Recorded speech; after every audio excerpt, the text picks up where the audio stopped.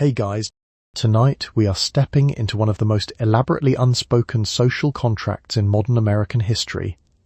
A world where everything was fine, everything was normal, and the stakes of getting it wrong were a social exile so quiet and so complete that no one would ever technically acknowledge it had happened. Not with protests, not with pamphlets, with gloves. If you genuinely enjoy this kind of lovingly exhausted historical chaos, take a moment to like the video and subscribe. And a special thank you to one of you for suggesting tonight's topic. If you want to drop where you're watching from in the comments, that's always a joy. Now get settled, lights down low, blanket up. Whatever fan situation you have going, this is the moment. Have you ever wondered how many pairs of gloves a single morning could actually require? What the difference is between a shopping glove and a church glove? And whether getting it wrong is the kind of thing people remember? How short is too short? And who exactly decided? The sitting test, is it a test or a trap? Would you know before you sat down? Could you pass it if you did? And whether anyone anywhere ever actually enjoyed the Jell-O? Congratulations! You have just woken up in suburban America, 1953. There is a casserole on your doorstep, a neighbor measuring your hemline from across the street, and pearl buttons on your church gloves that have never once fastened on the first try. Good luck. You open the top dresser drawer, and this is where the decisions begin.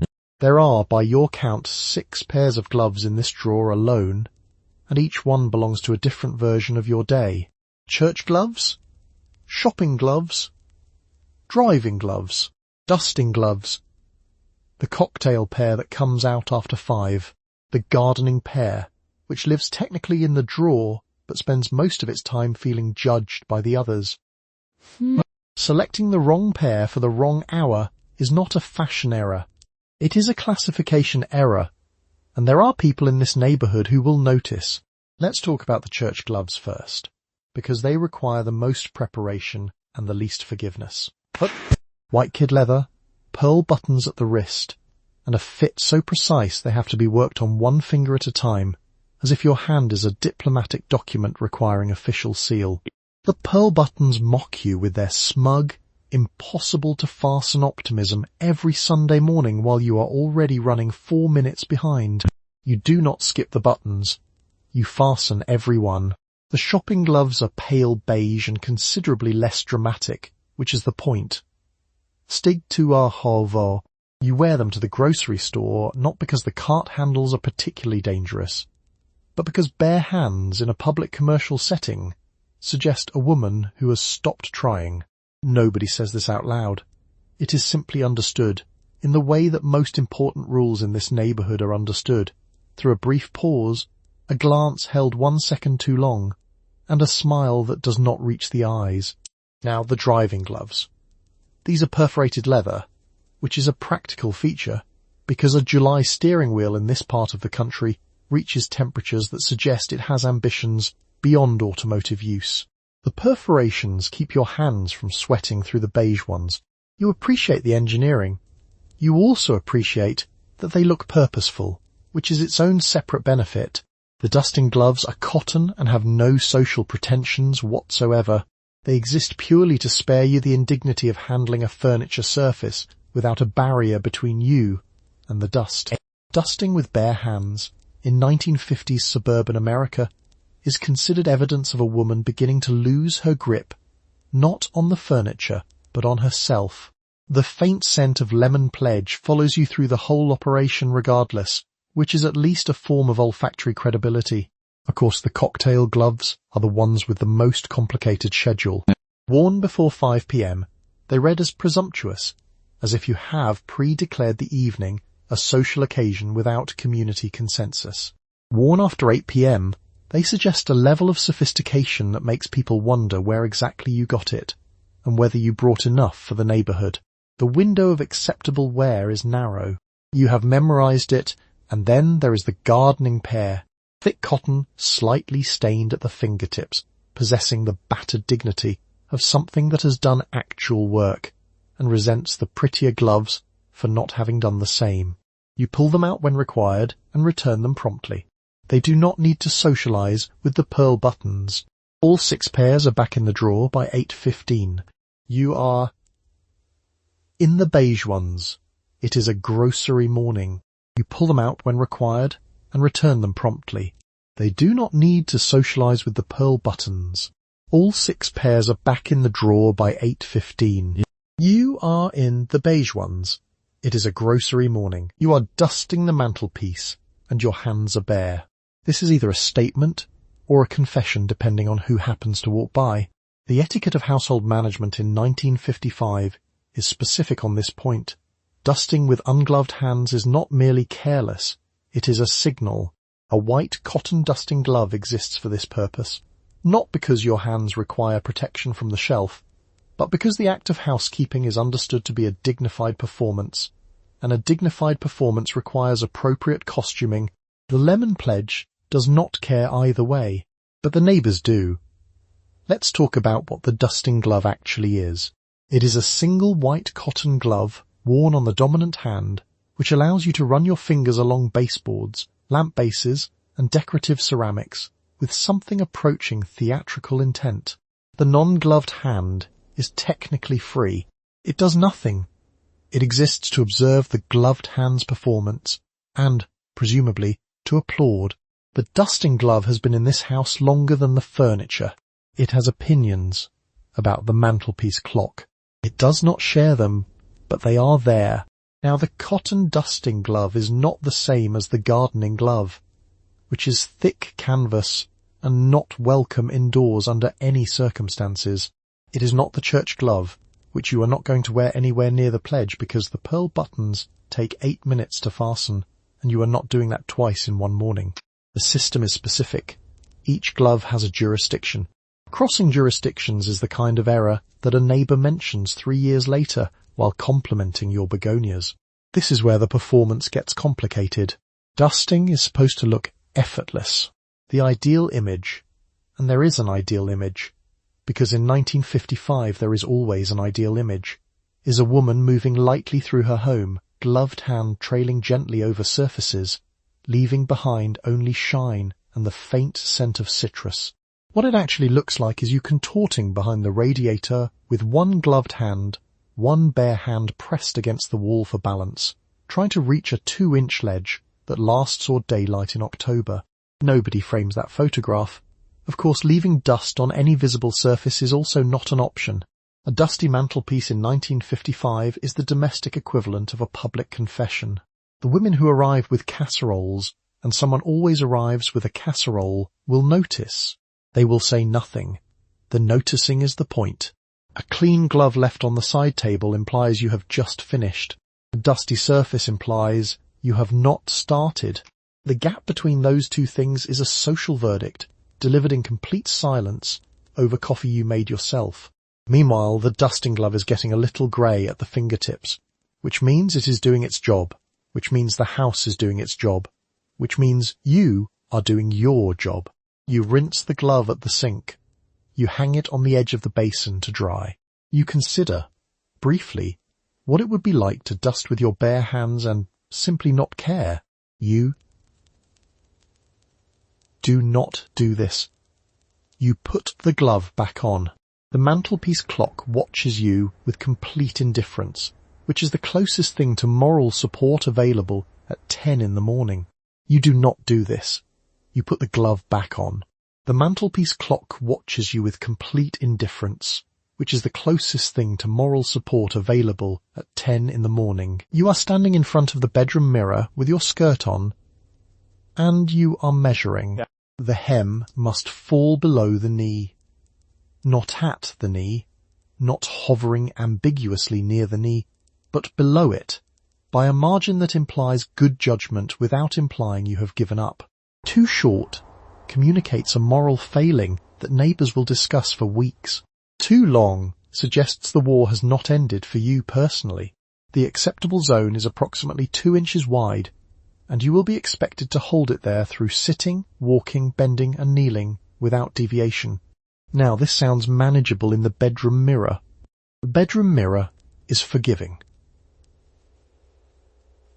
The bedroom mirror has no opinion on your choices and cannot report them to Diane Kowalski 3 doors down. The actual street is a different jurisdiction. Neighbours can spot an errant hemline at 50 paces, a skill that is never listed as a talent, but is absolutely one. If the hem reads even slightly ambiguous, a casserole will arrive at your door within the week. It will be tuna. The alteration offer will be in the second sentence. This is where the sitting test becomes a problem. The skirt that passes standing inspection does not necessarily pass the sitting test. The hem that falls correctly when you are vertical can shift dramatically the moment you lower yourself onto a chair, at which point the entire measurement system is now lying to everyone in the room. The accepted solution is to never fully sit. You perch on the forward edge of every seat, ankles crossed, spine vertical, in a posture that could generously be described as attentive, and less generously described as braced for evacuation. You hold this position for hours. You hold it through coffee, through conversation, through someone's husband explaining the Korean War at length. You do not relax. Relaxing has thigh implications. Of course, the skirt is only half the problem. The hem must also be even, which is harder than it sounds, because the human body is not a standardized surface, and fabric has opinions of its own. A skirt can hang level in the morning and develop a mild tilt by noon without explanation or apology. This is not the skirt's fault. The skirt is doing its best. It is also judging you slightly. Let's talk about the actual measurement standard, which is not written down anywhere and does not need to be because every woman on the block already knows it. 2 inches below the knee is correct. 3 inches below the knee approaches wartime. 1 inch below the knee invites questions about your character that will be framed as concern. Nobody carries a tape measure. Nobody has to. The assessment happens through a brief downward glance and a smile that doesn't quite reach the eyes, the standard unit of measurement in 1950s suburban America, which is basically a Yelp review delivered in person with nowhere to respond. And yet the skirt is ironed. It was ironed last night and again this morning, on the principle that a wrinkle is a decision you made and should be able to explain. You stand at the board at 7 a.m. with the iron making its quiet hiss, and you press the hem flat with the attention of someone diffusing something. The skirt comes out looking correct. You put it on. You stand in front of the mirror. You measure again. The hem is fine. The hem has always been fine. You perch on the edge of the chair anyway. It was ironed last night and again this morning, on the principle that a wrinkle is a decision you made and should be able to explain. You stand at the board at 7 a.m. with the iron making its quiet hiss, and you press the hem flat with the attention of someone defusing something. The skirt comes out looking correct. You put it on. You stand in front of the mirror. You measure again. The hem is fine. The hem has always been fine. You perch on the edge of the chair anyway. You have passed the standing inspection. The hem is correct. The ankles are composed. The silhouette is everything your mother asked for. Now someone is offering you a seat. This is where the skirt reveals its true position on the matter. What holds at standing height does not automatically hold at sitting height, and sitting down in a correctly modest skirt requires a technique that is less about comfort and more about structural engineering. You will perch on the very edge of the chair, ankles crossed, and you will hold that position for as long as the conversation lasts. Let's talk about what this actually involves. The chair is a full chair. It has a back. The back is not for you. You occupy approximately the front 4 inches of the seat, weight distributed forward, spine upright, ankles locked at a 15-degree angle that looks effortless and feels like a low-grade athletic event. You have been doing this since you were 12. Your lower back has opinions about it, but your lower back does not get a vote. Now, the skirt has its own agenda. A hem that clears inspection at standing height can travel upward by as much as 3 inches the moment you bend at the knee, which is, of course, the entire motion required to sit. The physics are not on your side. The fabric is not on your side. The chair is neutral but suspicious. You compensate by smoothing the front panel down with one hand as you lower yourself in a single continuous motion that looks casual and requires the coordination of a competitive gymnast who is also holding a coffee cup. Of course, someone will always offer you the low chair. The low chair is the deep-seated armchair positioned at an angle in the corner, the one that requires you to drop approximately 8 inches on descent. There is no dignified way into a low chair in a correctly fitted skirt. You compensate by smoothing the front panel down with one hand as you lower yourself in a single continuous motion that looks casual and requires the coordination of a competitive gymnast who is also holding a coffee cup. Of course, someone will always offer you the low chair. The low chair is the deep-seated armchair positioned at an angle in the corner, the one that requires you to drop approximately 8 inches on descent. There is no dignified way into a low chair in a correctly fitted skirt. There is only commitment and speed. You go in fast, you smooth the hem on the way down, and you settle into the perch position before anyone can process what they just witnessed. And yet the room keeps moving. Someone passes around a plate of deviled eggs. Someone refills the iced tea. Someone makes a point about the school board that requires you to nod with conviction while not disturbing your centre of gravity. You nod. You are nodding from the core. The ankles do not move. Meanwhile, the hostess is watching. Not obviously. Hostesses in 1950s suburbia do not stare. They observe with peripheral vision honed over years of church attendance and mother-in-law visits, and they will remember what they saw long after the deviled eggs are gone. A hum that climbs during conversation is noted. It is not mentioned. It will be mentioned later to someone else in the context of a separate conversation that appears to be about a recipe. This is where the perch earns its place as a genuine life skill. You are not just sitting. You are managing a social situation with your skeleton. You hold it through the appetizers, through the conversation about the Hendersons' new edition, through the part where Barbara plays something on the piano that goes on longer than expected. You stand up to leave, and the hem falls exactly where it should. Nobody says anything. You are expected. You are running 4 minutes late for Sunday service, and the white kid gloves are not cooperating. The pearl buttons on a pair of church gloves are approximately the size of a pea, set against a buttonhole the size of a smaller pea, and they must be fastened with fingers that are already inside the gloves. This is a design philosophy that assumes you have either unlimited time or a dedicated glove fastening attendant, neither of which is currently available to you. The gloves are white, which means any hesitation shows, and the congregation starts promptly at 10. You have 4 buttons left. Let's talk about the glove taxonomy, because it matters and it is non-negotiable. The white kid gloves with pearl buttons are for church, specifically church, and wearing them anywhere else is either a declaration of confusion or a cry for help.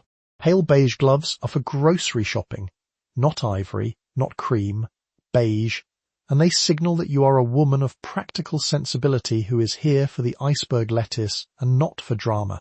Driving gloves are perforated, which is a word that sounds medical and functions accordingly, because the summer steering wheel in a 1957 Buick reaches temperatures that are technically a cooking method. You have a glove for dusting. This is not optional. Dusting with bare hands is what people do when they have stopped caring about themselves, and, by extension, the Republic. Now, the perforations on the driving gloves are there for breathability, which your hands need, because the alternative is arriving at your destination with palms that have been gently seared. You keep them in the glove compartment, which is named after them, a fact that no longer seems coincidental. The church gloves live in a box lined with tissue paper. The tissue paper is not decorative.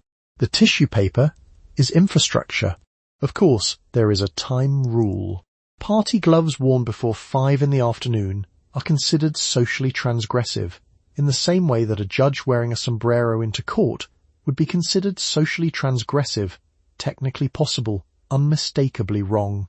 Wear party gloves after 8 in the evening, and you are sophisticated in a way that makes people slightly nervous about you. There is a 45-minute window somewhere in the middle of the evening where gloves are simply correct, and you navigate it by feel because it is not written down anywhere and nobody will tell you. Meanwhile, the pearl buttons have opinions.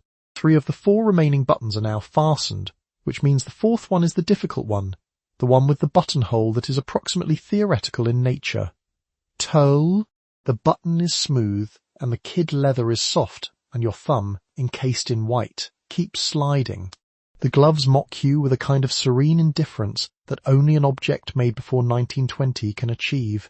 This is where the calculation happens. You could leave the last button undone, which would be visible to no one except you and God, both of whom are already aware of this morning's situation. Or you can stand in the entryway for another 90 seconds attempting to fasten a button the size of a lentil with fingers wrapped in material that was not designed for dexterity. You have been doing this since before you were married. You will do it for the rest of your life. The button does not care. You get it. The button fastens. You are now 3 minutes late, which is not the same as 4 minutes late, and that distinction carries more weight than it should. You pick up your handbag, which matches the beige of the shoes, but not the shoes themselves, because matching shoes and bag to each other is correct, but matching both to the gloves tips over into something that people would notice. You walk to the car. The driving gloves are in the glove compartment. You put them on. You take them off again when you arrive. The church gloves go back on. Nobody sees the transition. Nobody is supposed to. You are at the AMP on a Tuesday morning, and this is not a shopping trip. It is a public appearance. The grocery store in 1955 is the social centre of the neighbourhood's daytime hours, and your cart, your selections, and your gloves are all being evaluated simultaneously by women you will see again at Bridge Club on Thursday. The pale beige shopping gloves are on. Your list is organised by aisle, which communicates competence. The parsley situation at the end of the produce section is something you have already mentally prepared for, because last week she was there too, and she got there first. Let's talk about the canned goods aisle, because this is where your character is most visible. The store-brand tomato soup goes into the cart, and then back onto the shelf, because Dorothy Hensley from 4 houses down is rounding the corner, and she will absolutely mention it. You reach for Campbell's instead. This is called grocery shopping. It is also called reputation management, with a push cart. Now, the chipped beef situation requires more planning. You need it. You are not proud of this. It goes in the cart beneath 2 cans of fruit cocktail, because fruit cocktail looks like effort, and the chipped beef does not. The fruit cocktail has no other purpose this trip. It is doing purely decorative work. The produce section is at the end, and you time your arrival carefully. She is already there. Her cart is positioned at a 30-degree angle that communicates both accessibility and territorial claim. You reach for the parsley at the same moment she does. There is eye contact. There are smiles. There is a brief wordless negotiation that would require subtitles to fully understand.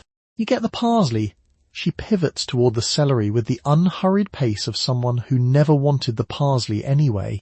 Nobody believes this. Of course, what you put in the cart tells a story, and what you leave off tells a longer one. You do not buy instant mashed potatoes at the A&P. You buy them at the hardware store's back shelf 2 towns over, which has a small dry goods section and no one who knows your husband's mother.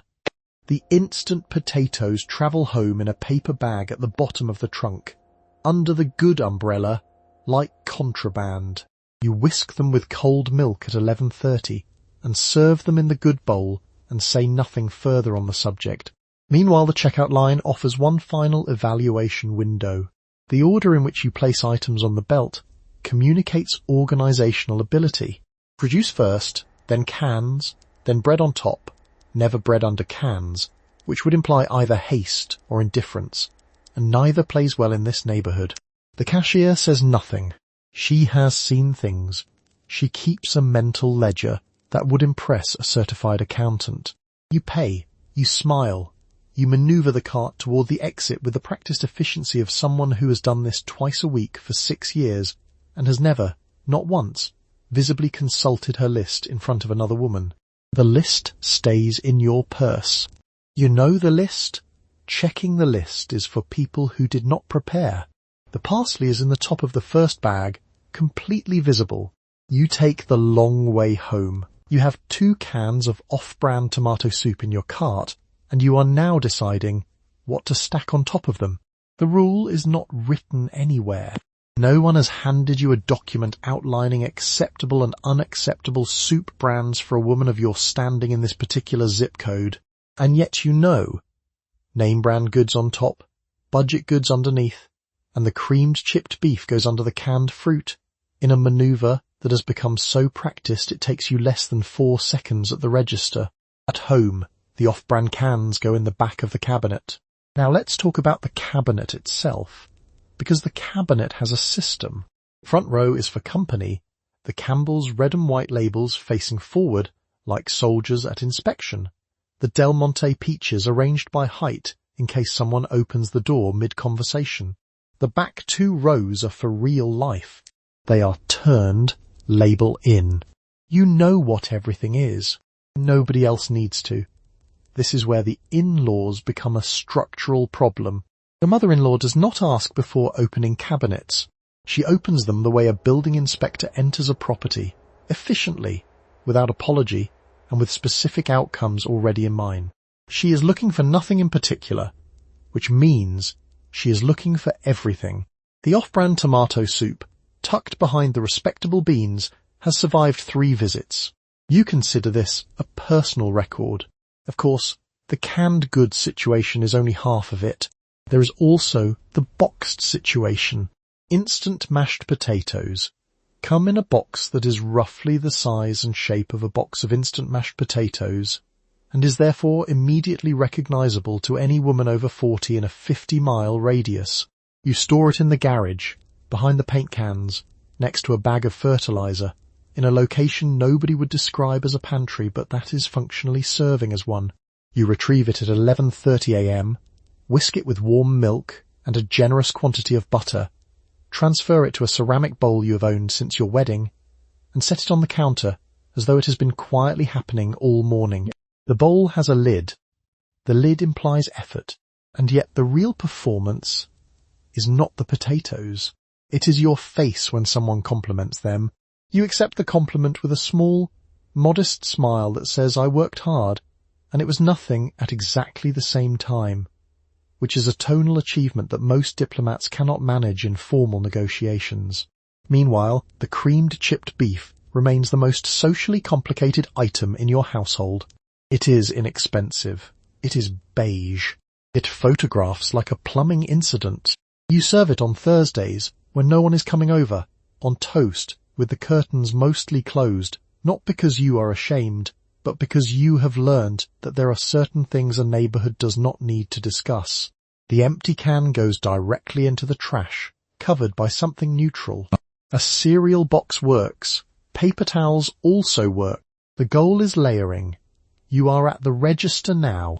The off-brand soup is at the bottom of the belt. The Campbell's is stacked on top. The cashier is 17 and does not care about any of this. She cares about getting to her lunch break.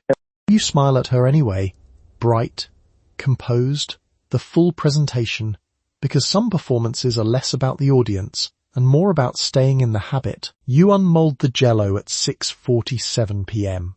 and it lands correctly, which is to say, it is wobbling at precisely the right frequency, and the suspended carrots, cream cheese and celery slices are visible through the surface, like specimens in a translucent green display. This is the dinner party centerpiece. You have been calibrating its refrigeration schedule since yesterday afternoon to achieve peak wobble for the moment guests arrive, and it has performed as planned. The issue now is that people are going to have to eat it, including you, and everyone in the room has quietly agreed not to discuss that. Let's talk about what is inside the Jell-O, because it deserves acknowledgement. The lime gelatin base contains celery, cream cheese, and canned pineapple, which are 3 ingredients that have never in recorded history asked to be combined. Pre-P-E-D. The cream cheese is suspended mid-air in small irregular clouds, which is not something cream cheese does naturally and is not something it was consulted about. The recipe came from a magazine, and the magazine presented it as elegant. The magazine was not eating it. Now, the serving of the Jell-O salad is a social contract with extremely specific terms. You slice it at the table, which requires more structural confidence than it looks, and you place each portion on a leaf of iceberg lettuce so that it has context. The lettuce is there to say, "This is a salad." The gelatin is there to say, "Trust me." Nobody at the table trusts it, but nobody says so because the hostess made it, and the hostess is right there, smiling with the full amplitude of someone who has tied her self-worth to a dessert that has savoury vegetables in it. Of course, the eating of it is its own performance. You take a bite, the texture is cold, slightly bouncy, and produces a faint resistance before giving way, which is a sensation that does not exist in any other food and was not missed before it was invented. You chew slowly. You maintain a pleasant expression. You were not a theatre major, but here you are, acting. One guest compliments the colour. One guest says it is very refreshing. Nobody defines refreshing. It is the word you use when you have run out of true things to say. This is where the real skill is, not the making of it, but the sustaining of shared agreement that it is a reasonable thing to have made. Your neighbour Beverly brought a lime version to the Hendersons in March, and no one has mentioned it since. Beverly is still invited to things, which means either the Hendersons forgave her, or they are also beholden to the social contract and cannot afford to start throwing the first Jell-O stone. Suburban peace is maintained through mutual gelatin accountability. Meanwhile, the children have been excused from the table before the salad course, which is not a coincidence. Children do not have the emotional scaffolding to conceal their reaction to cream cheese in gelatin. You made the executive decision at 5 p.m. You do not regret it. You wish you had made it for yourself, and yet the Jell-O salad persists. Every dinner party, every church potluck, every occasion that calls for a cold dish someone spent real effort on. There are at least 11 active Jell-O salad recipes circulating in this neighbourhood right now, some with tuna and one reportedly with olives, which is either a cry for help or a declaration of war. You finish your portion. You set down your fork with the controlled calm of someone who has just completed a small unpleasant task. Someone asks for the recipe. You smile and say you'll write it down. You received the invitation on a Wednesday, and by Thursday morning you understood that not attending was not actually an option. A Tupperware party is not a sales event. It is a social covenant. The woman hosting it lives 3 houses down, and she has, in the past 6 months, signed for your packages, walked your dog once during a thunderstorm, and strategically not mentioned the incident with the azaleas. You owe her your attendance. You also need to buy something, because leaving without purchasing a single piece of airtight plastic is the kind of social debt that does not expire on its own. Let's talk about what you wear. This is a daytime event, which means no party gloves. Anything above a pale beige would raise questions you are not prepared to answer at 2 in the afternoon on a Saturday. Your hem sits where it always sits, exactly below the knee, because the hostess will notice, and 2 of the other guests were at the last PTA meeting where hemlines were, briefly and pointedly, discussed. You select a blouse that reads cheerful but not desperate, and shoes that say you made an effort without implying you had nowhere more important to be. You have in fact nowhere more important to be.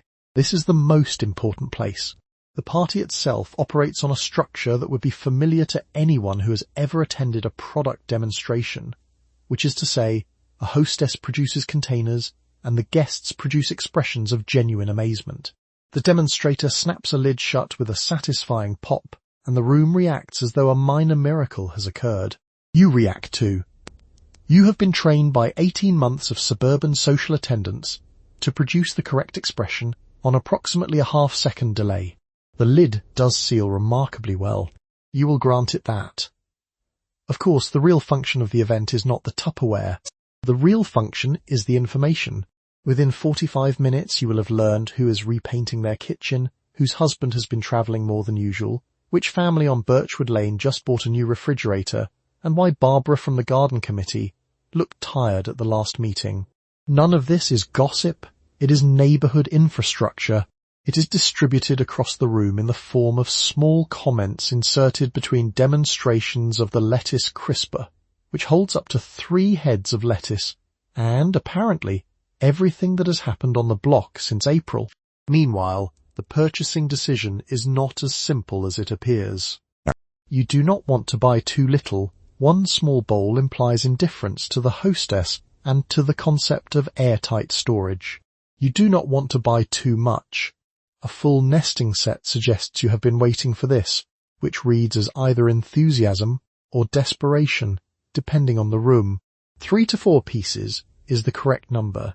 A medium bowl, a rectangular container suitable for leftovers, and something with a lid that snaps. You have done this math before. Everyone in the room has done this math before. Nobody acknowledges the math. And yet, there is something genuinely useful happening here, beneath the demonstrations and the careful spending calculations.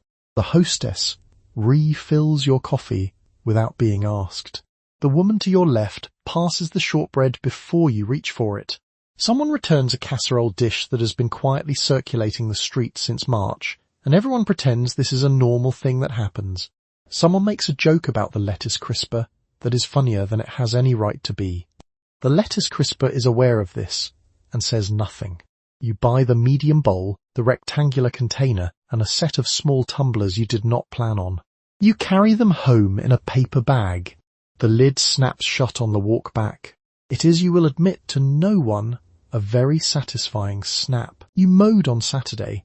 The Hendersons also mowed on Saturday. This is now a problem. The unspoken lawn calendar of Maple Grove requires that each household maintain its own mowing schedule, distinct enough from the neighbours that it cannot be interpreted as copying or reactive one-upmanship. Mowing the same day implies you were waiting for their cue. Mowing the day before implies you were sending one, and mowing significantly after them means your lawn will be longer than theirs for a visible stretch of days, which carries its own set of implications about your domestic priorities that you do not have the bandwidth to manage right now. Let's talk about grass length. The ideal suburban lawn is short, but not desperately short, the distinction being approximately 1/4 inch, which separates a well-maintained household from a family in the grip of some kind of crisis. Too long means sloth. Too short means aggression. The correct length means you have read the room, which is impressive given that the room is outside and has no walls. You rake the clippings immediately because leaving them signals that you have given up on something, though nobody can agree on exactly what. Now the chrome-detailed push mower. The Hendersons acquired one in June. It has a gleaming silver trim panel that catches the light at approximately 7 a.m. It's on Saturday mornings and can be seen from 3 houses in either direction. Within 2 weekends, 4 households on Maple Grove have visited the hardware store. Nobody discusses this. The new mowers appear one by one on driveways like evidence in a case nobody is officially investigating. Your husband mentions, casually, that the old mower is getting a bit worn. You both look at it. It is fine. You are going to the hardware store. This is where the clippings become a secondary issue. Because the new mowers cut cleaner, and cleaner cuts mean the clippings are finer, and finer clippings scatter further, and if they scatter across the property line into the Hendersons' driveway, you have now introduced a diplomatic incident into an already complicated Saturday. You rake with particular attention to the border.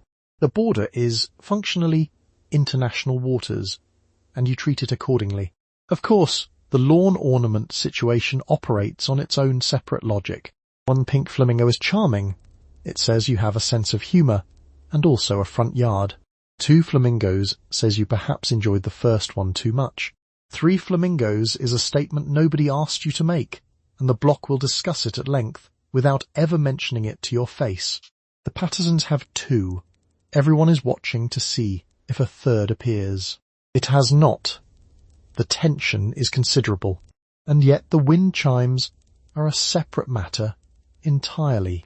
Acceptable wind chimes produce a gentle, occasional tinkle, something that registers as ambient and tasteful, the auditory equivalent of a polite nod.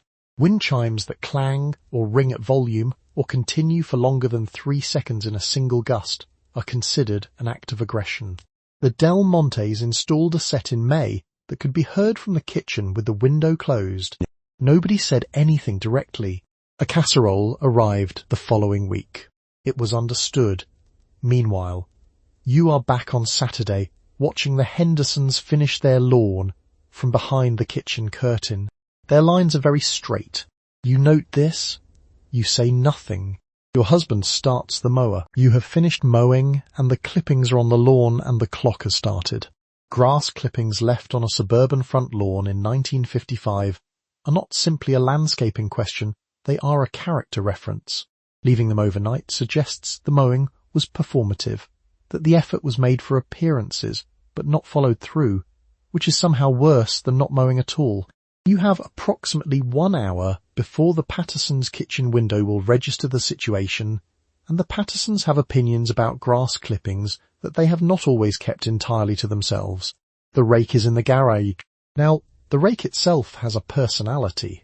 It is the long-handled aluminum one with a slightly bent tine on the far left that catches on everything, and it has been catching on everything since 1951, and you have not replaced it because replacing it would require a trip to the hardware store, and the hardware store is currently experiencing a chrome push mower situation that you do not have the energy to revisit. You retrieve it anyway. The bent tine drags a small furrow through the clippings. You work around it, which is the same approach you take to most things on this block. Let's talk about the actual mechanics of clipping removal, which are more socially regulated than you would expect from a task involving dead grass. The clippings must be gathered into a pile, not multiple small piles, because multiple small piles suggest a disorganized mind, and transferred to the bin at the side of the house with a tidiness that implies the whole operation was effortless. You are not supposed to look like you are hurrying. You are not supposed to sweat visibly. You are sweating. It is July. Of course, the ideal is to finish before anyone walks past. There is a 15-minute window between Mrs. Calloway's 4 p.m. errand run and Mr. Hensley's 4:30 return from the station, when the sidewalk is statistically clear, and experienced rakers know this window the way experienced commuters know the 7:42 is always 2 minutes late. You have missed the window. Mrs. Calloway's errand apparently ran short. She is walking back with a paper bag and she nods at you in a way that acknowledges both the clippings and your awareness of the clippings, without either of you saying anything about the clippings. You nod back. No further information is exchanged. The whole transaction takes about 4 seconds and costs nothing and means everything. The pile is coming together. A dandelion has surfaced in the process, which you pull with one hand without breaking rake rhythm, because stopping entirely to address a dandelion would draw attention to the dandelion. You deposit it in the pile with a composure that suggests it was always part of the plan. It was not always part of the plan. The dandelion had no business being there, and both you and the dandelion know it. Meanwhile, the bin at the side of the house is the original from when you moved in, and it has opinions about capacity. It accepts the first load without complaint. The second load requires some negotiation. You compress the clippings with one hand in the way that is technically possible and aesthetically undignified, and the bin accepts this under protest. There is a lid. The lid does not fully close. You set a terracotta pot on top of the lid, which is a solution that solves the visual problem while creating a structural one, and you decide that is good enough for a Tuesday. The front walk is clear. The clippings are contained. The Pattersons' kitchen window reflects the late afternoon light in a way that tells you nothing about whether anyone is standing behind it. You carry the rake back to the garage. The bent tine catches on the door frame on the way in. You are deciding whether to put out the second flamingo. One pink flamingo in the front yard is a cheerful statement of personality, the kind of light whimsy that a confident homeowner can carry without explanation. 2 flamingos becomes a theme, which requires intention and a certain level of social confidence, and this neighbourhood has opinions about decorative intentions that exceed a single accent piece. You know this because of what happened to the Merinos last summer when they added the third garden gnome, and the polite, sustained silence that followed at the next block association meeting.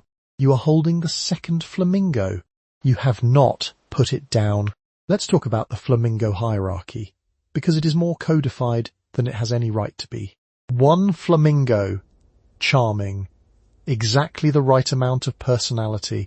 It says, you are warm and creative, but fundamentally stable. 2 flamingos. A statement. Not wrong, necessarily, but noticed.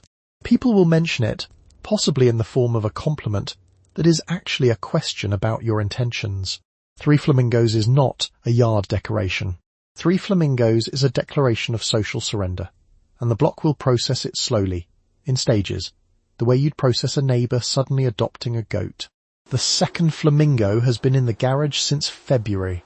It came as part of a set, which is a trap the manufacturer laid for you deliberately. You have been moving it from one shelf to another for 4 months. It judges you from behind a bag of peat moss. Now, placement matters if you do commit. 1 flamingo stands slightly left of centre, facing the street at a sociable angle. 2 flamingos require a sense of relationship. Are they a pair, or are they strangers? A pair implies narrative. Strangers imply poor planning. You have been thinking about this since March, which is either good instincts or a sign that the lawn is starting to win. Of course, there is also the Hendersons to consider. The Hendersons put in a bird bath last spring, glazed ceramic, robin's egg blue, positioned with the confidence of people who do not second-guess themselves, and the general consensus on the street settled into reluctant admiration within about 2 weeks. You have watched this process. You have learned from it. The lesson is that 1 confident, decorative choice lands. 2 decorative choices in the same season is overextension, and the block has a long memory for overextension. And yet the flamingo has an undeniable quality. It is the right shade of pink. It stands at exactly the right height to be visible from the sidewalk without being aggressive about it.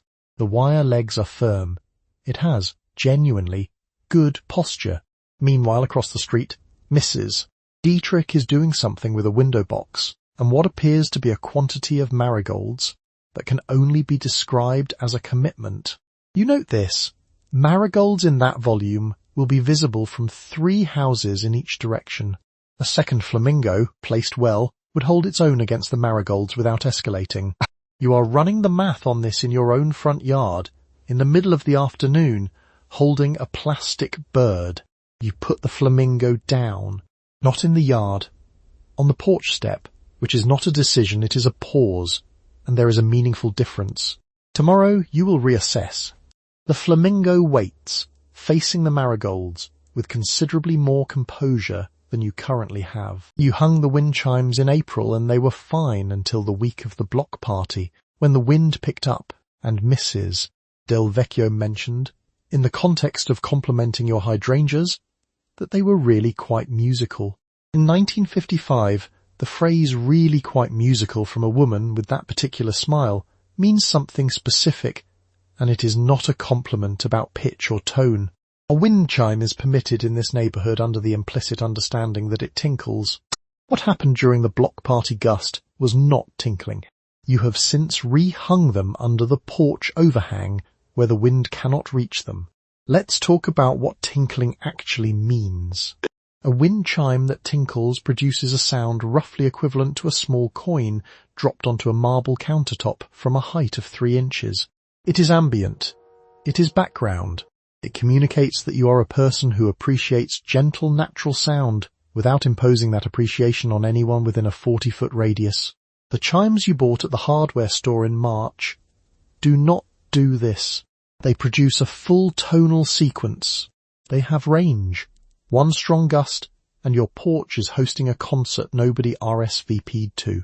Now, the issue is not the chimes themselves.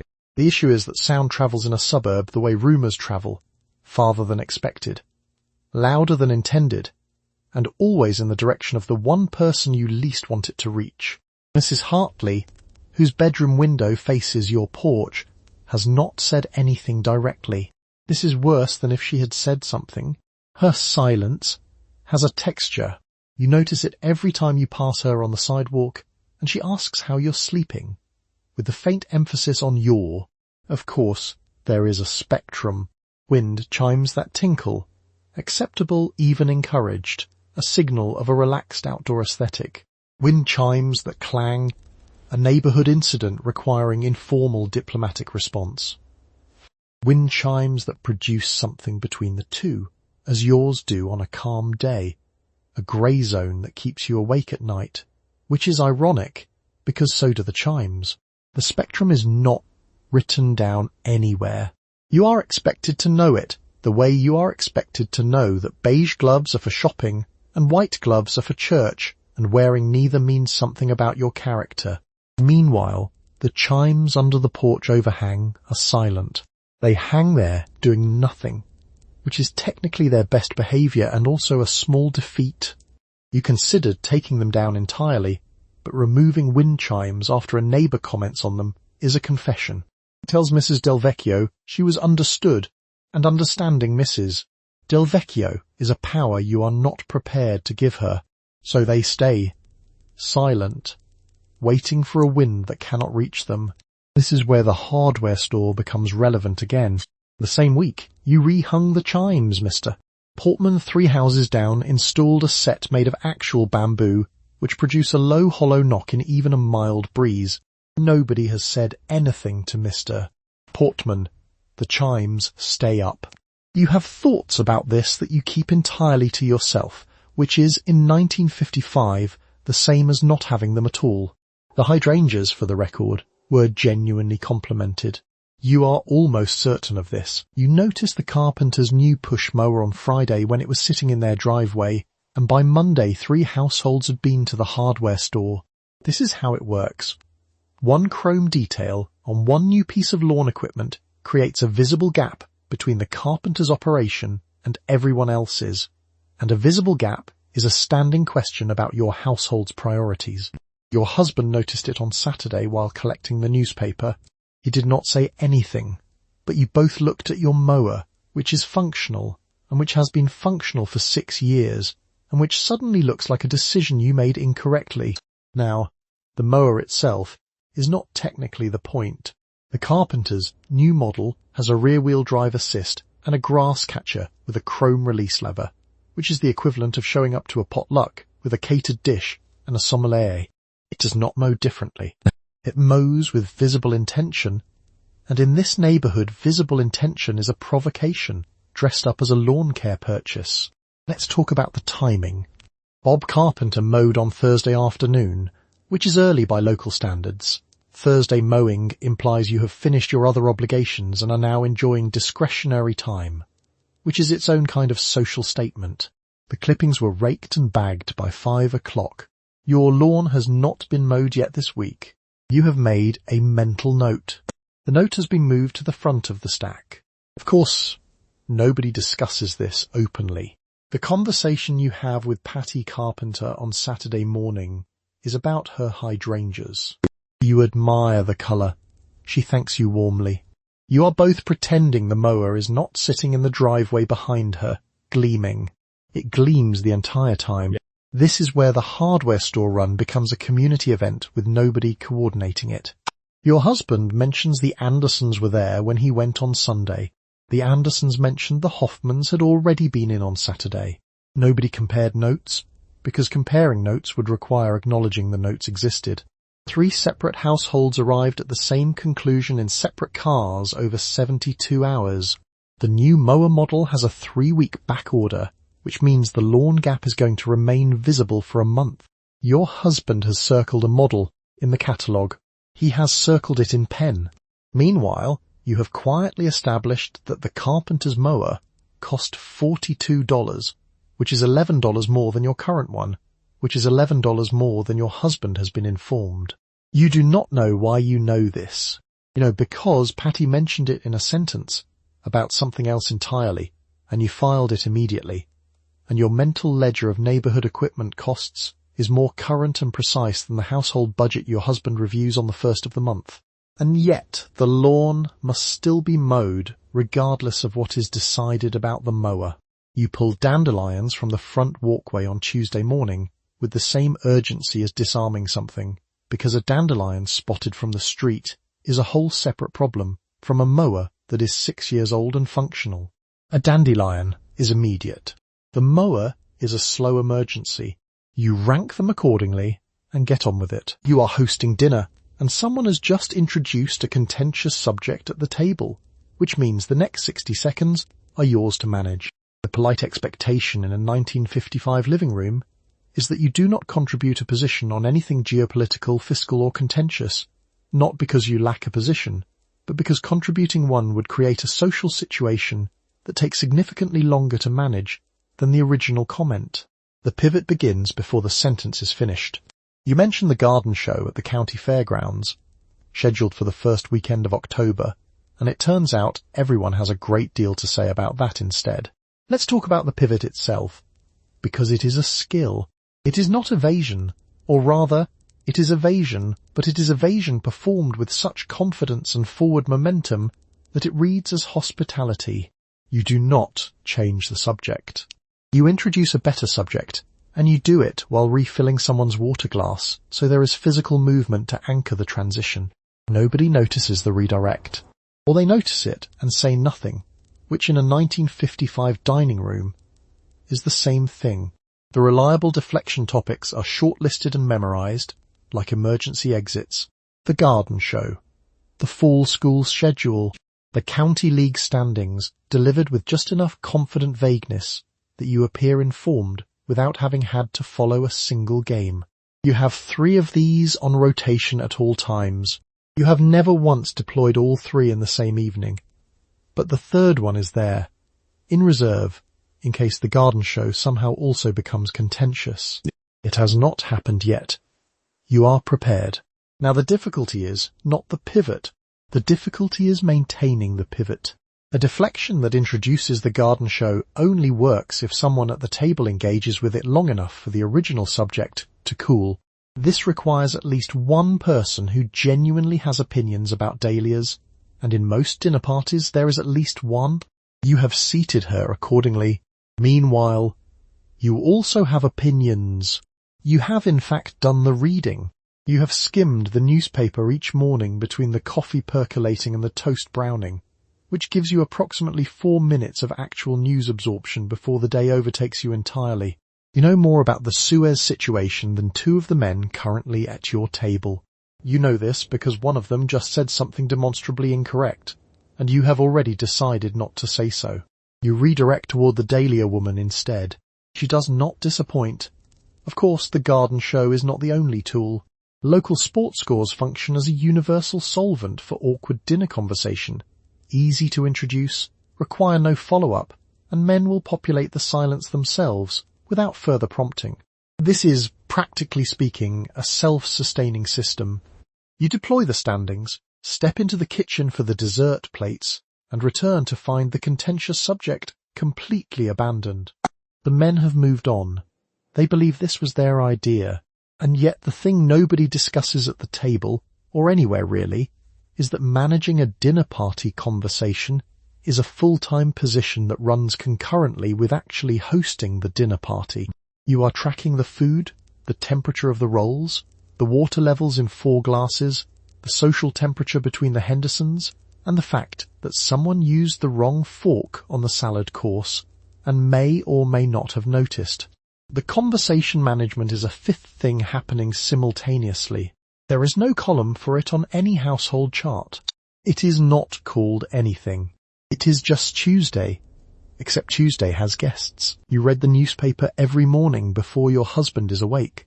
You have read it for years, and you have opinions about what you read that are specific, informed, and which you have developed a comprehensive internal system for not expressing. The system is redirect, defer, or go very quiet and look interested in the tablecloth. It works most of the time. At cocktail parties, the challenge is higher because conversations move faster and the gap between what you know and what you are permitted to know becomes something you have to actively manage in real time, in front of people while holding a canapé and smiling. Let's talk about the mechanics. You fold the paper back to its original configuration before your husband comes downstairs, which requires a spatial memory that would serve you well in cartography. You know the crease patterns by section. You know which pages have which articles. You can restore the exact appearance of an unread newspaper while having read every word in it, including the corrections column at the bottom of page 4 that nobody else reads. You put it back on the table with the sports section facing up. Now, the cocktail party. Someone, almost always Gerald from 2 streets over, announces a position on something as though he has just invented it. You have read 3 competing analyses of this position. One of them was a rebuttal published the following Thursday. Gerald does not know about the rebuttal. Gerald has not read the rebuttal. Gerald is currently explaining the original position to you with the confidence of a man who has never once considered that the woman across from him finished the international section before he got to the comics. You nod, you redirect toward the garden show. Gerald seems satisfied. This is where the canapé becomes structural.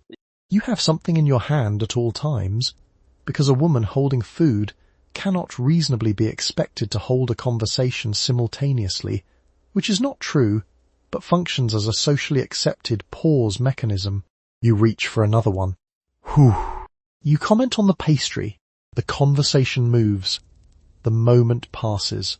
This is a technique you have used at 14 separate cocktail parties, and it has never once failed. Of course, the redirection has its own vocabulary. The safe topics are the new school gymnasium edition, someone's azaleas, whether the Hendersons will finally repave their driveway, and whatever local sports score happened to land in the weekend edition. You hold these in reserve like a hand of cards. The azaleas alone can sustain a conversation for 4 minutes if the other party has any investment in flowering shrubs, and on this block, most of them do. 4 minutes is enough. Meanwhile, the things you have actually formed opinions about, the municipal budget, the zoning dispute on Elm, the federal policy piece buried on page 7, sit quietly in a compartment you have become very good at not opening in company. It is not that the opinions go away. It is that you have had years of practice not reaching for them in rooms, where reaching for them creates more work than it resolves. You drink your punch. You ask about the azaleas. Someone's husband agrees with Gerald. Gerald looks pleased, and yet on Tuesday mornings the paper is there. The corrections are on page 4. The international section is second from the back. You read it with your coffee while the house is still quiet, before anyone needs anything from you, before the day becomes a series of redirections and strategic silences. You fold it back exactly. You place it on the table. You go start breakfast. Gerald will be wrong about something new by Friday. You have known since Thursday that his mother arrives at 2 o'clock, and you have been running the preparation list since 6 a.m., which sounds excessive until you understand that 6 a.m. is when the list begins, not when the cleaning does. The bathroom soap must be a name brand, positioned at an angle that suggests it was recently but casually placed, rather than deliberately staged. The doilies must be centered. The floors must be clean, but not so aggressively clean that they suggest you worked yourself to visible exhaustion in preparation for this visit, which she would note, and which would mean something specific and lasting. Let's talk about the soap angle. There is an angle that reads, someone uses this soap naturally and without anxiety. There is also an angle that reads, someone placed this soap here this morning and has thought about nothing else since. The difference is approximately 4 degrees. You have been practicing. The Jell-O salad went in at 8. It needs 4 hours to set properly and reach what you privately call peak wobble, that precise moment of structural confidence where it holds its shape but yields to a spoon with the appropriate reluctance. Too firm and it reads as aggressive. Too loose and it collapses at the table, which is not a metaphor you need at lunch. You made the lime one, with cream cheese and crushed pineapple. She will eat it and say nothing, which is the highest available rating. Meanwhile, the instant mashed potatoes are already handled. You whisked them with warm milk at 11:30, transferred them to your good ceramic bowl, and pressed a small divot in the top with the back of a ladle to suggest hand-mashing effort. The box is in the outdoor trash, under the coffee grounds, because she has been known to check. This is not paranoia. This is experience. Now the floors.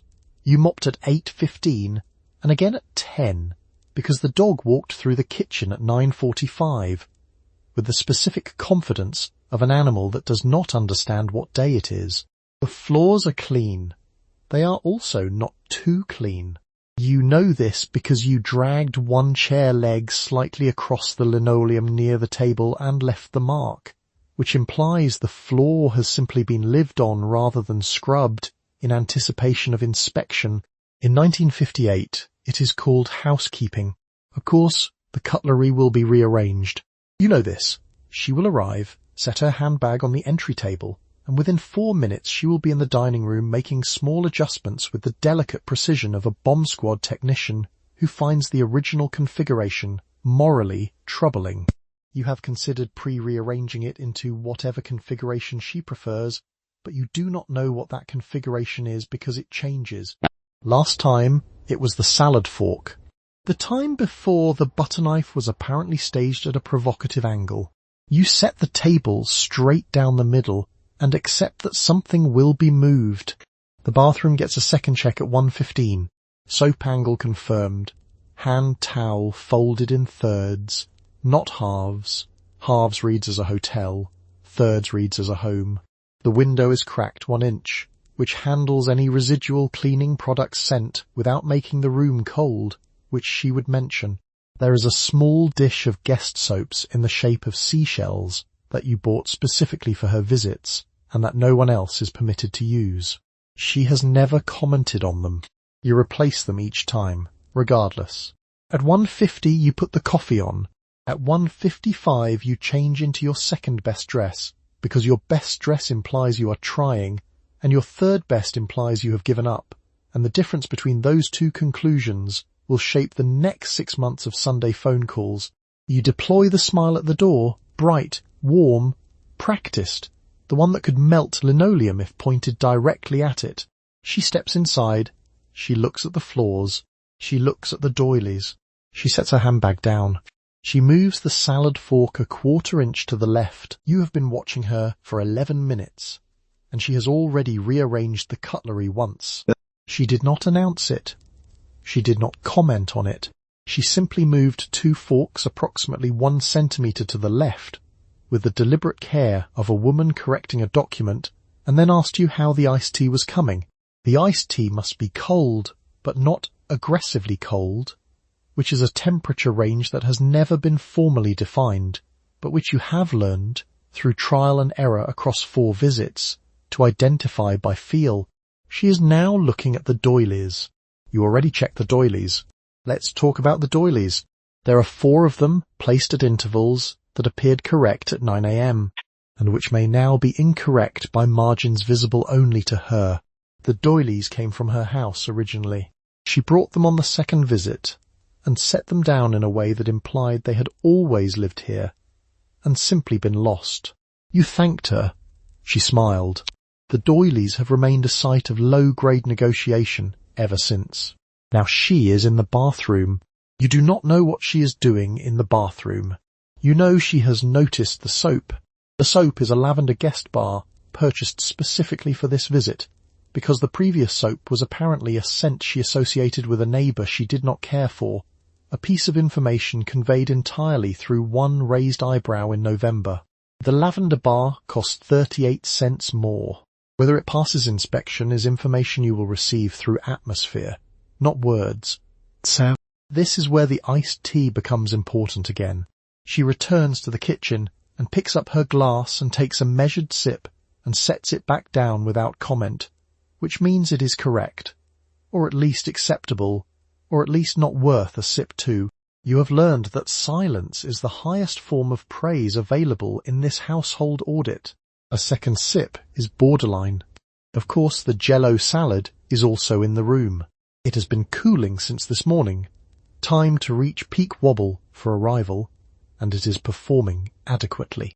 It contains celery, mandarin orange segments, and a handful of miniature marshmallows, which is a combination of ingredients that no one in the history of this suburb has ever looked at and thought, yes, this is what I want.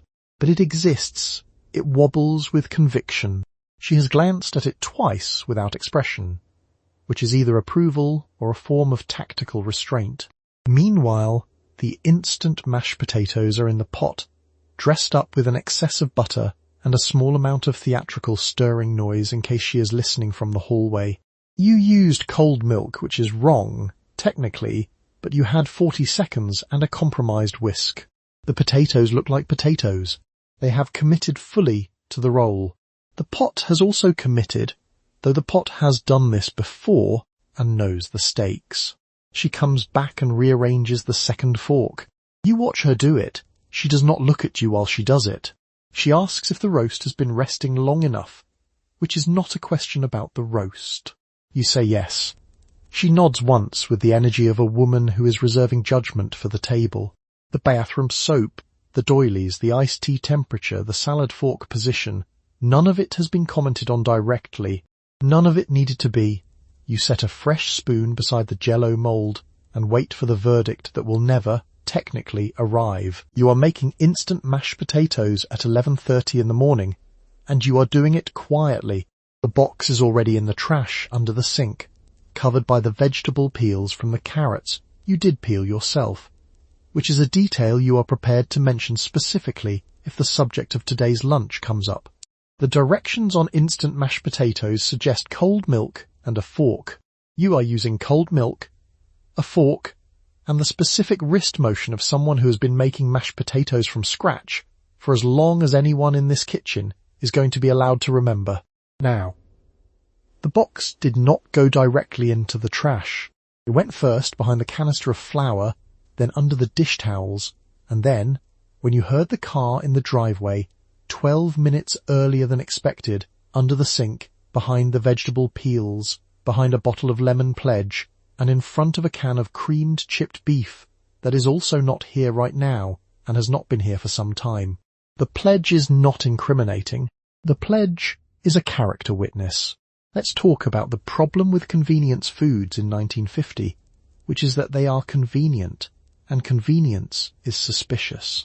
A woman who finishes the potatoes too quickly has clearly not suffered enough. Suffering is, in this kitchen, a form of seasoning. The expected production time for mashed potatoes from scratch involves peeling, boiling, draining, ricing, and an amount of butter that would concern a cardiologist, all of which takes approximately 45 minutes. You have done it in 4. You have 4 minutes left to look tired. This is where the wrist motion becomes critical. It is not stirring. Stirring is what you do to soup. This is the motion of someone working through a pot of resistant starch, coaxing it into submission through patience and personal virtue. You have been practicing it since Tuesday. The fork leaves marks in the bowl that suggest effort. The bowl is warm because you ran it under hot water first, which is the kind of detail that does not occur to someone who bought instant potatoes, and therefore proves you did not. Of course, there is also the carrot situation. You did peel the carrots. You peeled them at 10:45, before anyone arrived, and you left the peels in a small deliberate pile near the trash instead of immediately discarding them, because a kitchen with recent vegetable evidence is a kitchen that has been recently working. The peels are doing load-bearing work right now. You are not going to throw them away until after lunch. Meanwhile, she is in the living room, and she has already touched the doilies, and she will be in this kitchen in approximately 8 minutes, based on her previous visit patterns, which you have been tracking the way a meteorologist tracks a pressure system. Not because you want to, but because the consequences of being caught off guard are worse than the effort of being prepared. She will stand in the doorway. She will look at the bowl. She will say nothing. The nothing will contain multitudes. And yet, the bowl looks right. The potatoes have peaks. You added a small amount of butter on top after the fact, which melts in a way that reads as recent and intentional. There is a pot on the stove that had water in it, and now has slightly less water in it because you boiled some and poured it out, and the pot is warm and faintly steamy and has done nothing to deserve this, but here it is, complicit. The pot has opinions about all of this. It keeps them to itself. You hear footsteps in the hallway. You pick up the fork. You begin the wrist motion. You have been making mashed potatoes from scratch since before anyone in this room was born, and today is no different, and the carrots took a very long time. You have a standing appointment on Thursdays at 10:30, and it is not about your hair. The hair is the cover story. What happens under the dryer at Marlene's on Oak Street is the primary intelligence sharing mechanism for a 6-block radius, and missing a Thursday appointment means missing whatever circulated that week, which means arriving at the Hendersons' cocktail party on Friday with a significant informational disadvantage. The gossip moves in both directions. You receive and you contribute, and what you give and what you get must balance out, the way a tab at a bar balances out. Except the currency is information, and nobody accepts IOUs. You have not missed a Thursday in 14 months. Let's talk about how Marlene's operates. There are 6 dryer chairs. Each one is assigned, not by Marlene, but by a social negotiation so old nobody can remember who started it. The chair nearest the window belongs to Barbara Kowalski, who has lived on Oak Street since before the elm trees, and who controls more information than the town register. You do not sit in Barbara's chair. You do not even look at Barbara's chair while someone else is sitting in it. You take the 3rd chair from the left, and you are grateful. Now, the dryer itself is relevant. Under a hood dryer at moderate heat, you cannot hear much, which means the actual exchange happens before the dryers go on and after they come off. This is called small talk. It is not small. The 12 minutes between arriving and sitting down contain more actionable neighborhood intelligence than anything you will encounter the rest of the week. You learn that the Petersons have a new car, which explains the hardware store situation. You learn that Dorothy's sister is visiting, which explains why Dorothy has not been at the line by 8. You file all of it. Of course, there is an etiquette to what you contribute. You do not lead with your best material immediately. You offer something mid-tier, a lawn ornament observation, a note about somebody's trash schedule, and you wait to see what comes back before deciding whether to spend anything more valuable. This is essentially a commodity exchange, and Marlene's is the trading floor. The rollers are incidental. Meanwhile, Marlene herself is not neutral. She hears everything, repeats nothing directly, and occasionally makes a remark while trimming the back of someone's neck that lands with the precision of a well-placed memo. A comment about split ends can be about split ends. It can also be about the Henderson renovation that nobody has officially acknowledged. Marlene has worked in this chair for 11 years, and she has opinions about all of it. She simply keeps them in her scissors. This is where the dryer becomes useful again. Once the hood comes down, you are briefly insulated from obligation. You can sit with whatever you just heard and decide what it means before you have to respond to anything. It is the only 20 minutes of the week where thinking is structurally protected. You could argue it is the most efficient use of Thursday morning available to a woman in this zip code. You would not argue that out loud, naturally. You would say the set holds better with the heat. And it does. That part is also true. You hear a knock at the front door and you have 6 minutes, which is the time it takes to assess the situation through the side window without being seen, and complete a sweep of the living room sufficient to make it look like you have been sitting quietly in it all morning, rather than doing what you have actually been doing, which involves a mop, an open jar of cold cream, and your husband's undershirt. The speed at which a 1955 housewife can produce a composed living room from a standing start would in any other professional context qualify as a genuinely competitive and highly specialized skill. Let's talk about the 6 minutes. The first 60 seconds are reconnaissance. You angle yourself behind the curtain cooperates, just barely, and identify the visitor through the narrow gap between the fabric and the window frame. If it is Dorothy from across the street, you have time. Dorothy always checks her compact on the porch before knocking a second time. If it is your mother-in-law, you have less time than you think, because she is already forming opinions about the exterior of your home, and those opinions are being filed. The cold cream goes into the bathroom cabinet. The undershirt goes back to the bedroom. The mop goes into the hall closet, which has a slight resistance problem at the moment, so you close it with your hip and move on without acknowledging what just happened. There is a magazine on the end table. You open it to page 43, which is a reasonable page to be on, and set it at an angle that implies you put it down mid-article due to the interruption. The magazine is from March. It is currently September. Nobody will check. Now the living room itself. The throw pillow on the sofa has been sitting in the wrong corner since Tuesday, which you have not fixed because you have been busy doing everything else. You fix it in 4 seconds. The ashtray, which nobody in this house uses but which has been on that table since 1952 for reasons nobody remembers, is empty and presentable. The iced tea glasses from this morning are in the sink, which is fine because the kitchen is not on the tour unless you invite someone into it, and you have not invited anyone into a kitchen that is currently mid-mop since the incident with Barbara in June. Of course, what you cannot fix in 6 minutes is yourself. The cold cream is gone, but you are still in your housecoat, which is clean but is demonstrably a housecoat. You make a judgment call, dignified but not fully dressed, which reads as I have been home all morning managing a home rather than I have been home all morning managing a home in a housecoat while eating crackers. There is a difference. The difference lives entirely in how you open the door. You open it at exactly the pace of someone who was already on their way to answer it before the knock. Not slow. Slow implies avoidance. Not fast. Fast implies panic. You open it at the pace of a woman who was simply in the other room, doing something orderly and domestic, and who is not at all startled to see you standing on the porch. Your expression confirms this.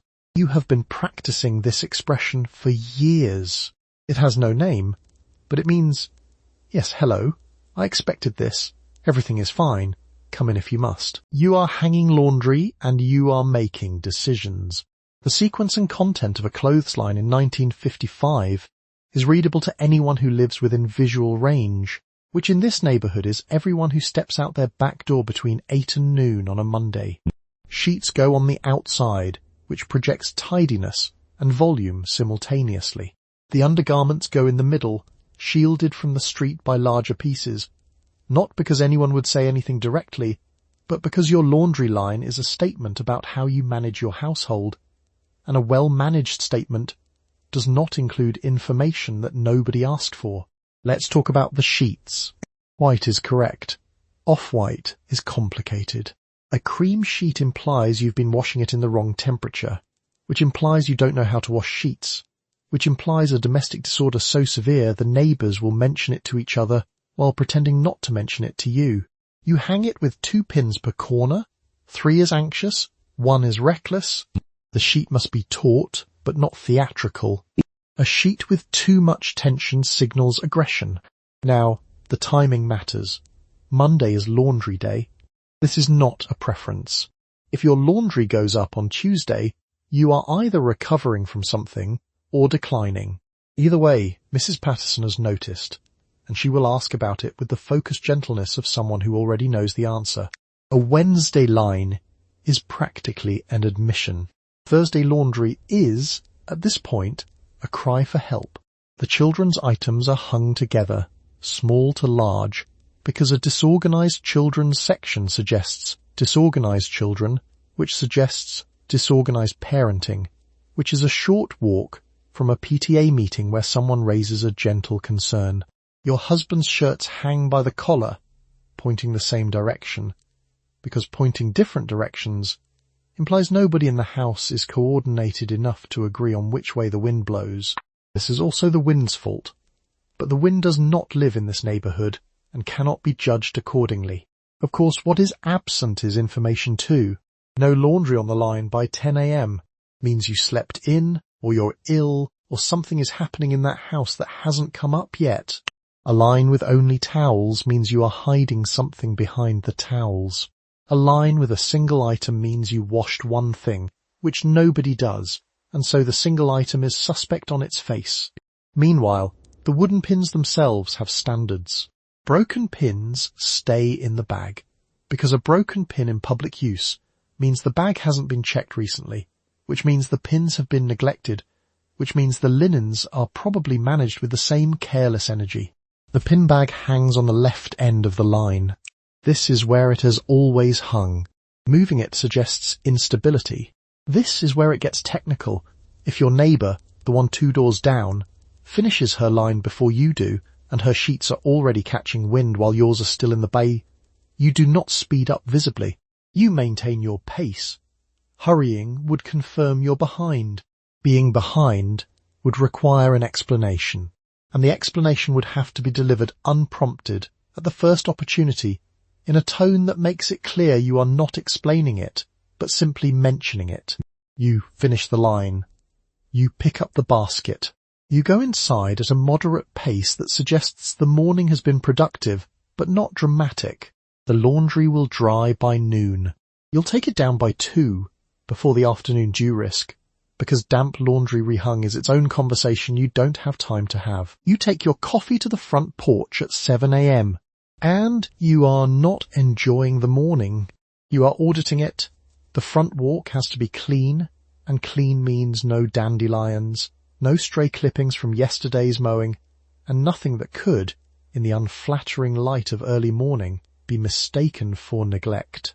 A dandelion on the front walk is not a weed. It is a public statement about how you are choosing to spend your time, and what that says about your standards. And you will remove it with the same committed urgency you would apply to any other object that does not belong in a visible place. Now let's talk about the lawn. The grass has to be short, but not desperately short, because desperately short grass reads as anxiety, and anxiety is not a look anyone is going for. You mowed yesterday, the Hendersons mowed the day before. If you mow again today, you are either copying them or trying to start something, and neither interpretation is good. You do not mow. You observe. You stand on the porch with your coffee, and you watch the block the way a general watches a contested ridge. This is where the clippings become critical. Yesterday's mowing left a thin scatter along the edge of the walk, and leaving grass clippings overnight is the lawn equivalent of leaving dishes in the sink. Technically survivable, socially inadvisable. You already raked. Of course you raked.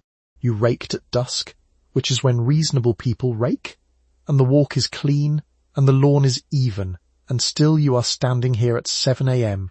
checking, because the lawn does not get the benefit of the doubt. The lawn is a public-facing document, and it is always under review. Meanwhile, 3 houses down, someone has installed a second pink flamingo. You note this. 1 flamingo is charming. 2 flamingos is a choice. You file it under ongoing observations and take a sip of your coffee. The wind chimes on the Petersons' porch are already audible, which means they are louder than a tinkle and closer to an announcement. Nobody has said anything yet. Someone will. It will not be framed as a complaint. It will be framed as concern. And yet the most pressing item this morning is not the clippings and not the flamingos. It is the dandelion. There is one, near the base of the front gate, which did not exist yesterday and has apparently grown overnight, specifically to inconvenience you. You set down your coffee, walk to the gate, and remove it with the same focused urgency you would apply to disarming something that ticks. The root comes with it, which is either a small victory or an invitation for 2 more next week. Of course, the removal itself is now visible. Mrs. Callahan across the street is taking in her own porch, also with coffee, also auditing.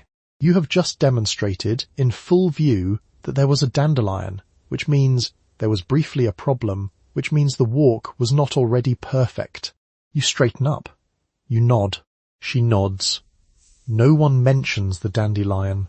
The dandelion is simply gone, and nothing happened, and everyone knows exactly what happened. You pick up your coffee again. The block looks the same as it always does. Orderly, even, quietly competitive. Somewhere a push mower is going to start in about 45 minutes, and whoever starts first today is making a statement, and whoever starts second is responding to it. You finish your coffee standing up. Sitting down on the porch at this hour would imply you are relaxing, and relaxing at 7 a.m. is a different kind of public statement entirely. You are making iced tea for company, and it is a more technical process than it sounds.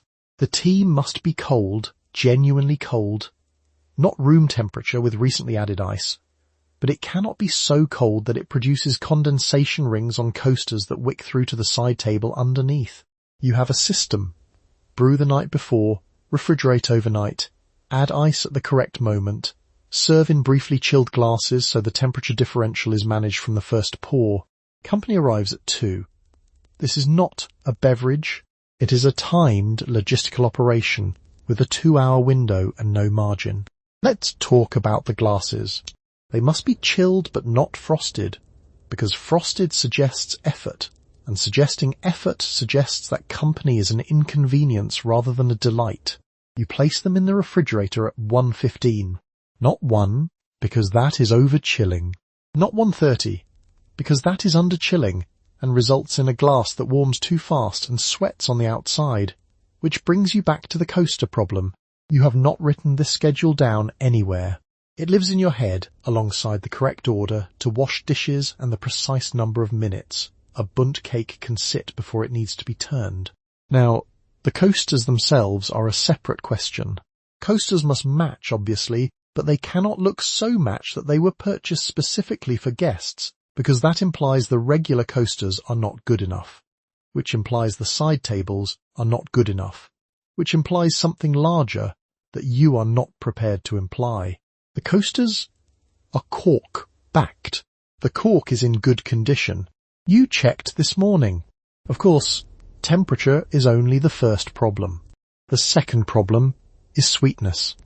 Iced tea in the 1950s is almost always sweet, but the degree of sweetness is a neighbourhood variable, and you have guests who grew up on the other side of town where, apparently, they had different opinions about sugar.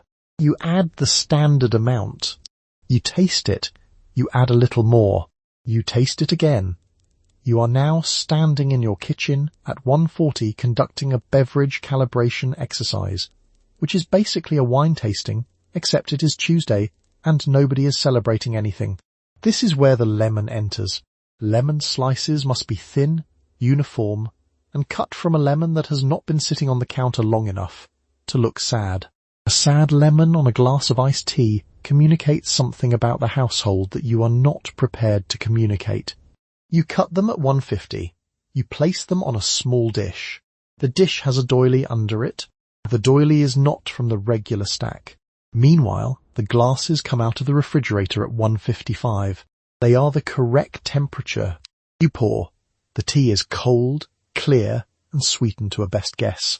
The lemon slices go on the rim, which requires a small cut in each slice, which you did pre-cut, because you have done this before. You carry everything to the living room on a tray, set each glass on its coaster with the handle of the spoon facing right, and sit down approximately 45 seconds before the doorbell rings.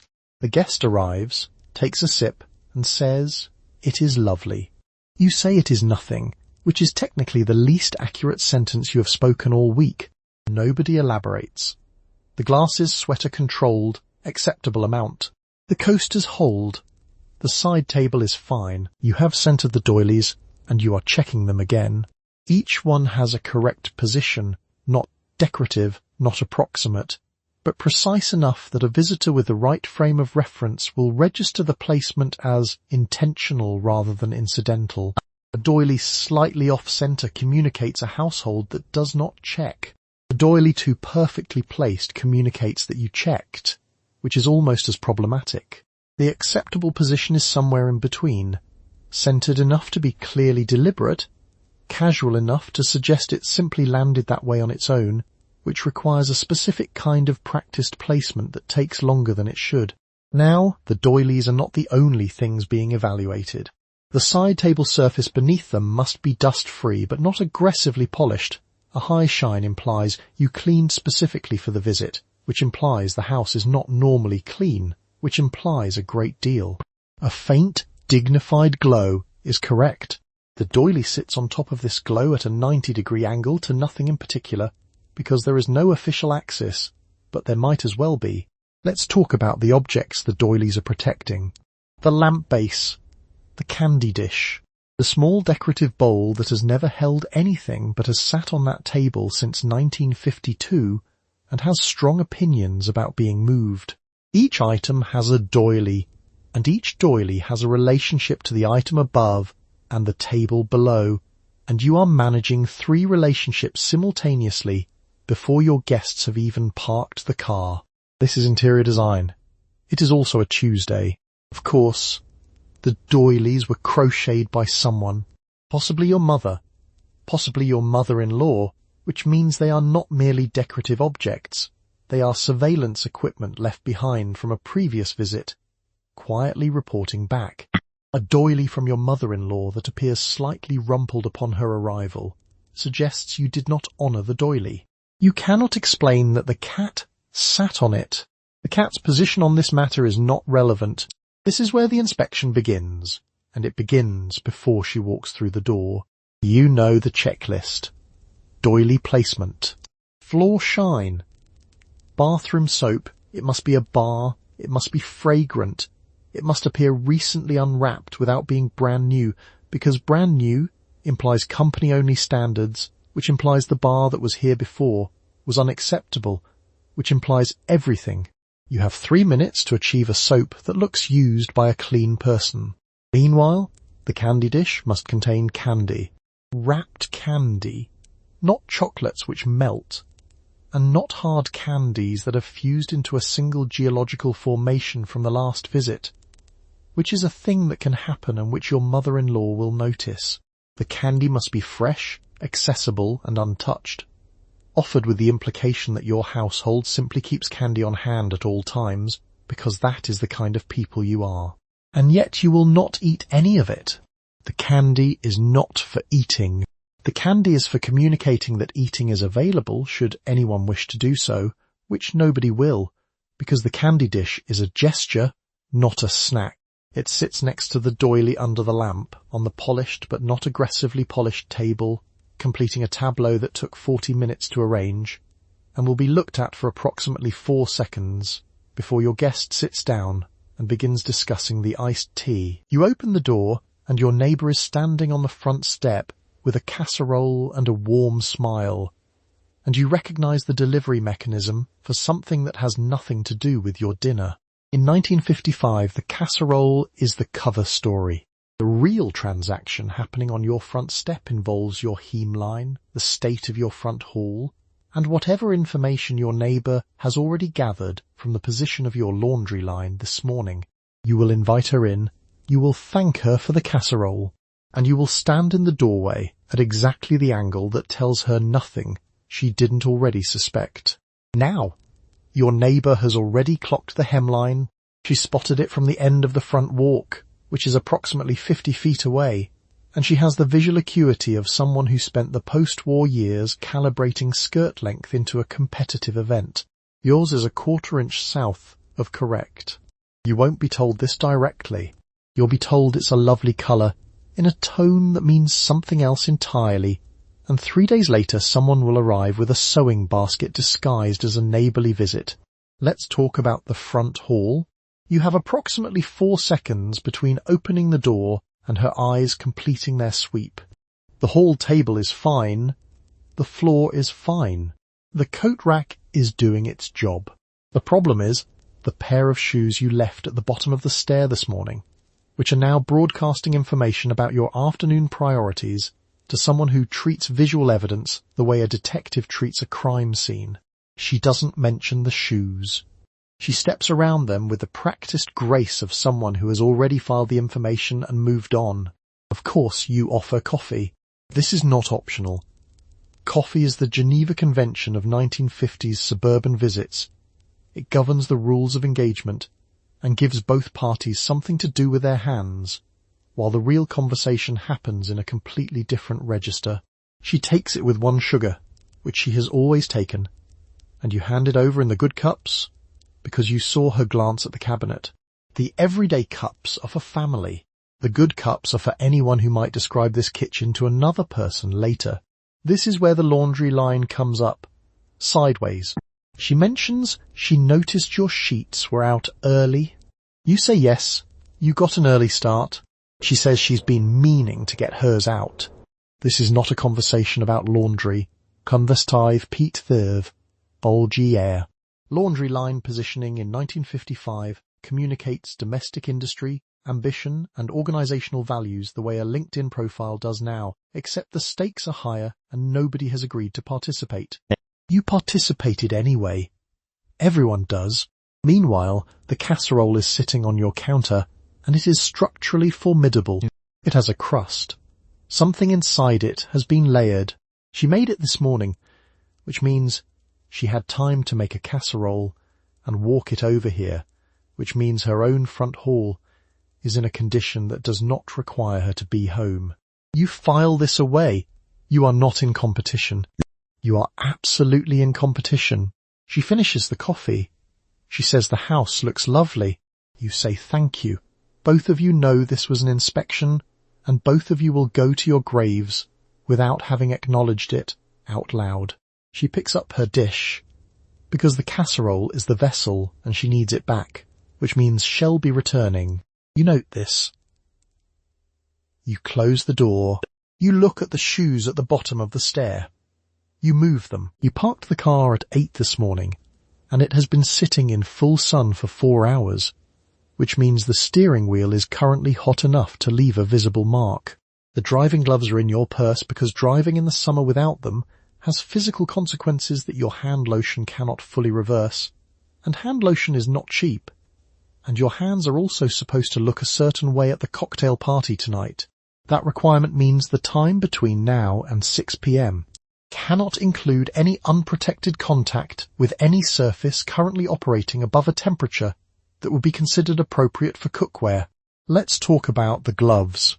The driving gloves are perforated, small punched holes across the knuckles and back of the hand, which allows a modest amount of air circulation and prevents your grip from becoming a liability. They are beige, not white. White is for church. Beige is for function. The distinction matters in the same way that filing systems matter. Invisible until violated, then suddenly the only thing anyone can talk about. You put them on before you touch the door handle, because the door handle has also been in direct sunlight since 8 a.m. and has opinions about that. Now the question of the cocktail party gloves is a separate and more politically complicated matter. Party gloves are not driving gloves. Party gloves are not worn before 5 p.m. under any social circumstances, and certainly not in a parking lot at noon while transferring grocery bags from a cart to a back seat. Wearing party gloves before 5 is considered transgressive in a way that is difficult to explain to anyone born after approximately 1965. After 8 p.m., the same gloves shift from transgressive to dangerously sophisticated, which is a different problem entirely. There is a 2-hour window in which gloves are socially correct, and it falls between 5 and 8, which is also the window during which you are expected to serve drinks, manage appetizers, and pretend the Jell-O mold was not a structural engineering challenge. Meanwhile, the grocery bags are sitting in the trunk, and the ice cream is making a decision about its future. You have 12 minutes. The driving gloves go on first, right hand, then left. Smooth the cuff, no wrinkles, and then the door, the wheel, the seat, which is also a situation in July. The car has been closed since 8. The interior temperature is what a meteorologist would describe as a secondary weather system. You adjust the rear view mirror with a gloved knuckle and pull out of the lot with the composed expression of someone who is not sitting inside a functioning convection oven. Of course, the hands are the real project here. Your hands have to look a specific way tonight, because a cocktail party is not just a social gathering. It is a distributed inspection conducted across multiple rooms simultaneously, and hands are in the frame for all of it. You pass a drink, you hold a napkin, you gesture while saying something deferential about the garden club, and the entire time your hands are in plain view under someone's recessed living room lighting.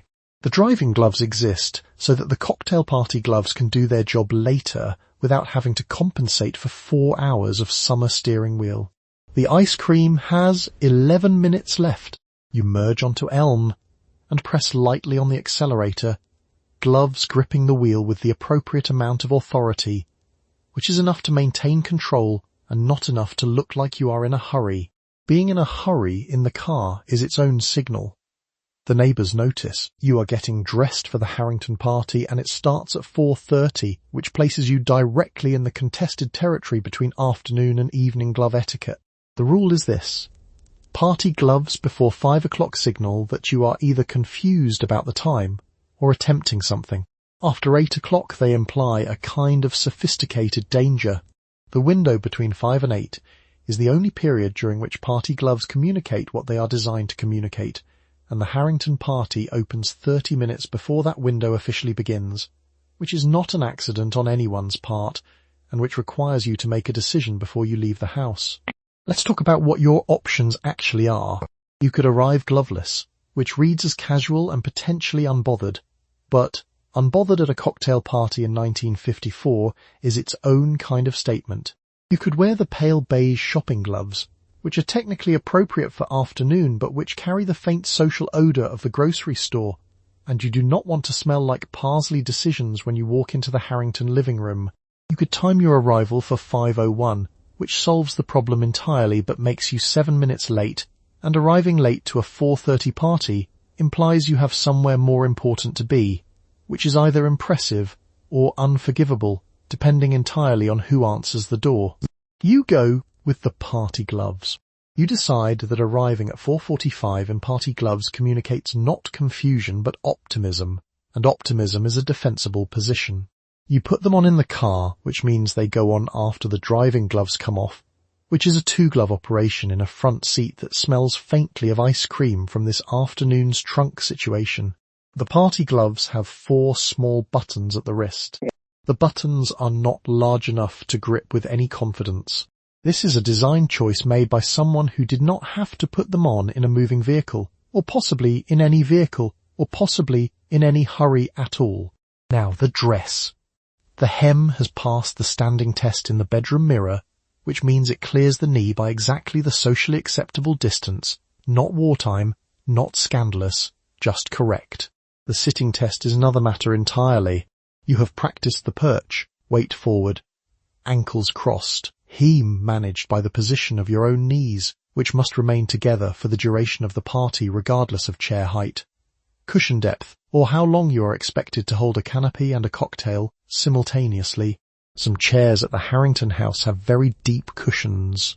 You have sat in them before. You made a note.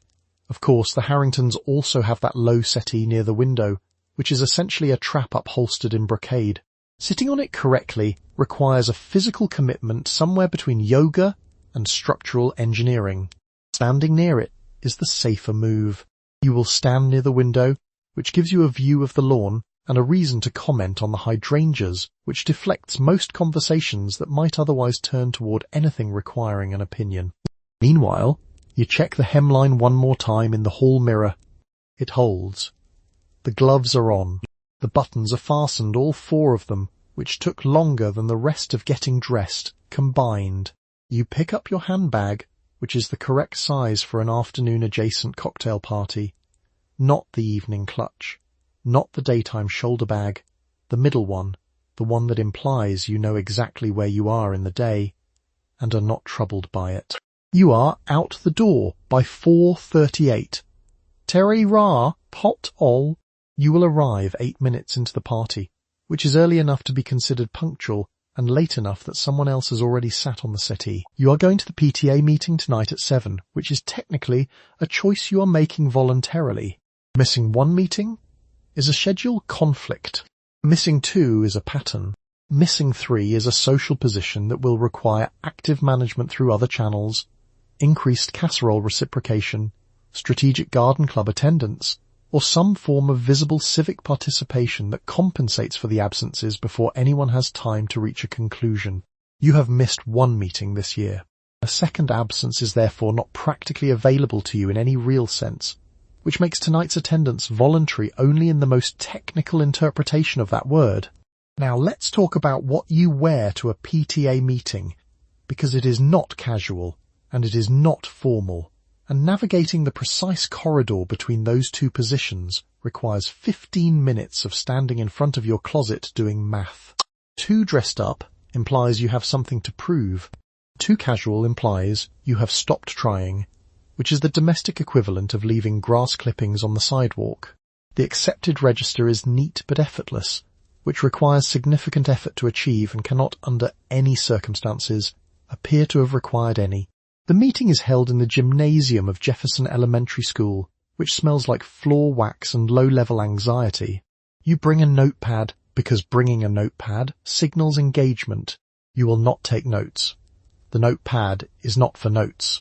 The notepad is a prop in the same way that a smile is a prop. Both communicate the same message, which is that you are present, cooperative, and not thinking anything inconvenient. You have filled 3 notepads this way.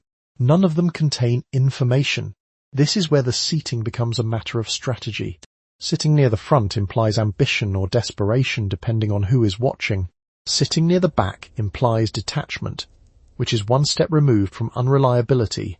The acceptable zone is the middle left, close enough to nod at the principal, far enough to avoid being volunteered for the refreshment subcommittee. There is a refreshment subcommittee. It meets on Thursdays. You do not have time to meet on Thursdays. You sit middle left. Of course, the meeting itself runs 40 minutes longer than scheduled because Mr.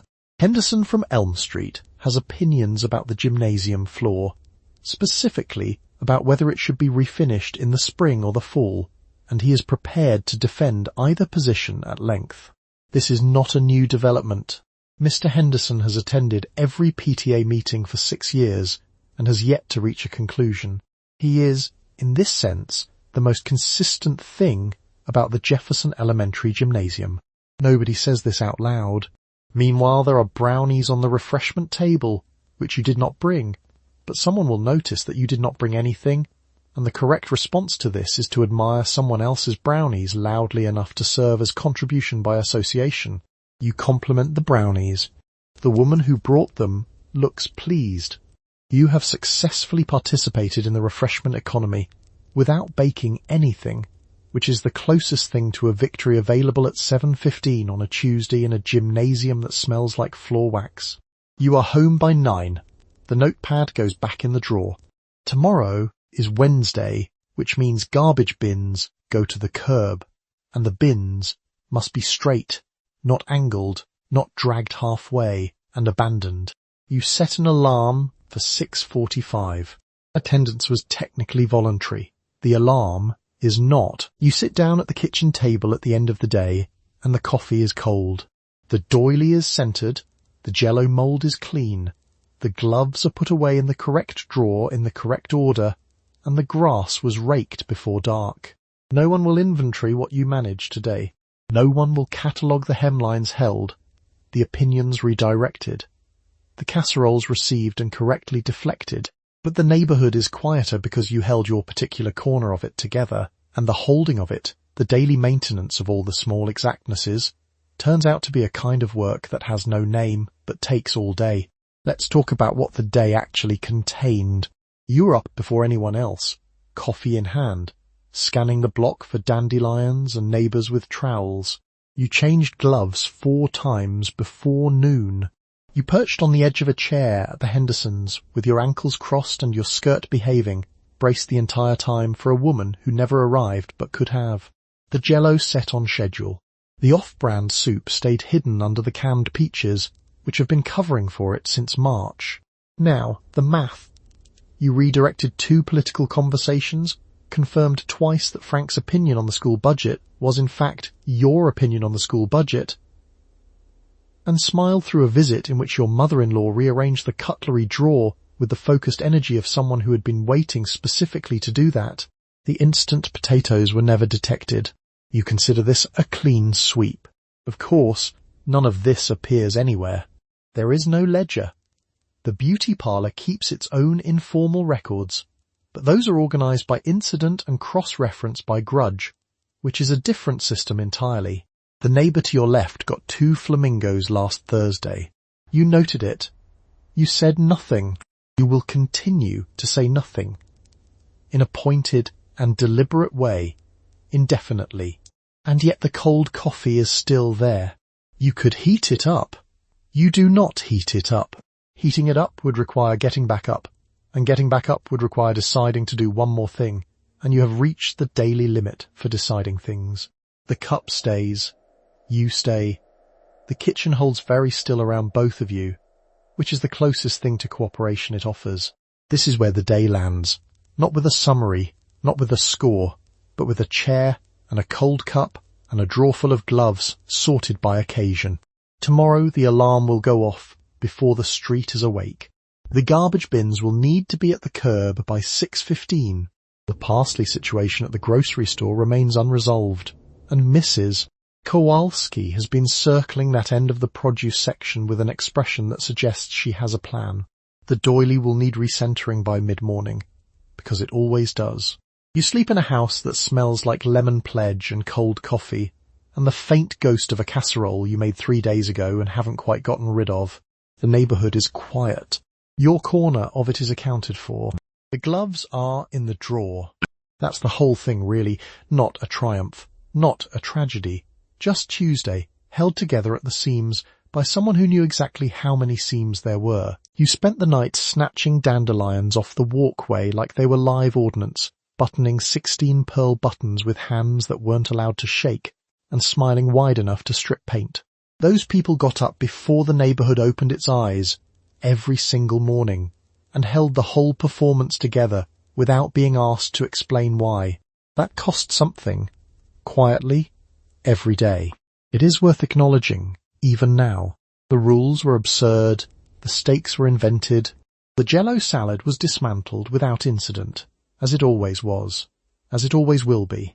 So tonight, if you are sitting here in pyjamas, in public, spiritually, wearing whatever you like, consider that no one is grading your soap scent.